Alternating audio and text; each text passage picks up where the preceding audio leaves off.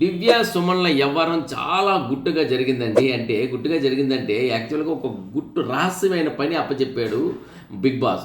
మొట్టమొదట సుమన్‌ని రెబెల్‌గా చెప్పి సుమన్‌కి ఒక టాస్క్ ఇవ్వడం జరిగింది. ఆ కాగితాలు కూడాను పలానా దగ్గర ఉంటాయి తీసుకొని చదవండి అన్నారు.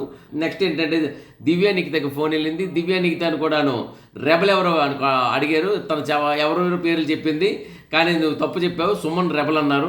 ఆశ్చర్యపోయింది. ఇంకో రెబల్ కూడా ఉన్నారు, నువ్వే ఇంకో రెబల్ అని చెప్పారు. కాబట్టి సుమన్కి సపోర్ట్ చేయమని అతని దగ్గర ఉన్న ఎన్వలప్ కవర్లు తీసుకొని చదివి ఆ టాస్కులు పూర్తి చేయమని చెప్పారు. మొత్తానికి వాళ్ళిద్దరికి ఇచ్చిన టాస్కులు మాత్రం చాలా చక్కగా పూర్తి చేశారు.